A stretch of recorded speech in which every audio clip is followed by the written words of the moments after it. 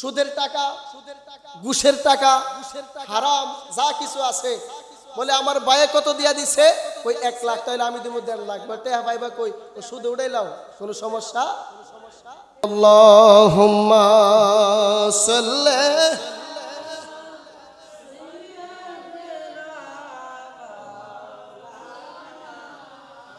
মুহাম্মদ ওয়া আলা আলে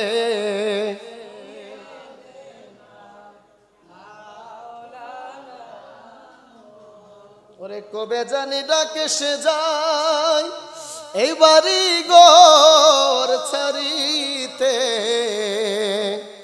আপন পোশাক খুলে খুলে সাদা মার্কিন পরিতে। আল্লাহুম্মা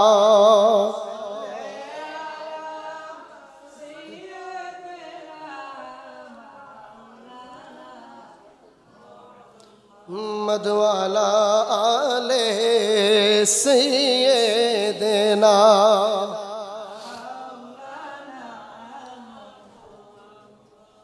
বাবারা, তো এই দরবারে আমি গাউসে পাকের আলোচনা জীবনে বহুতই করছি।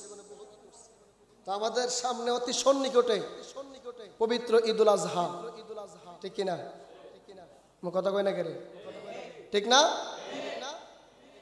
কুরবানির ঈদ আসতেছে তো,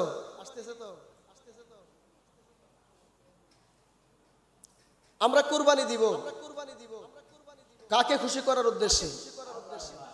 কথা কয় না কাকে?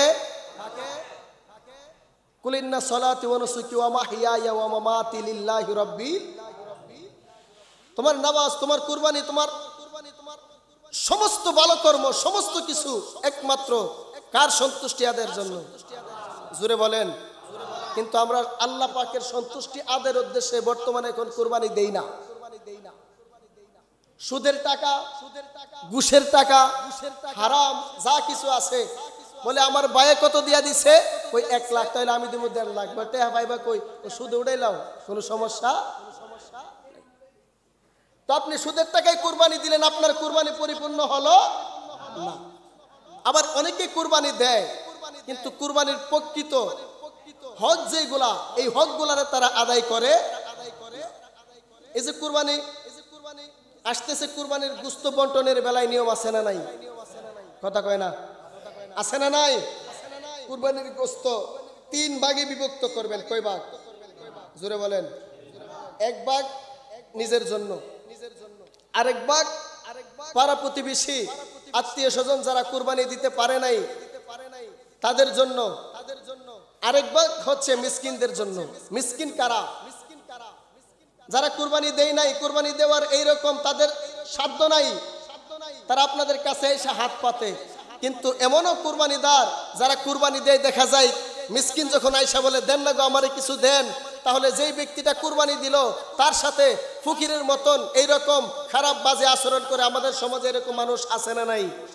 হ্যাঁ জোরে বলেন, আছে না নাই? প্রত্যেকের হকগুলা প্রত্যেকের কাছে আপনারা বুঝিয়ে দিবেন। ওই যে দেখেন আল্লাহ পাকের রাজি খুশি সন্তুষ্টি আদায়ের জন্য ইব্রাহিম খলিলুল্লাহ, ইসমাইল জবিউল্লাহ এই কুরবানি ইচ্ছা করলে তো বাবা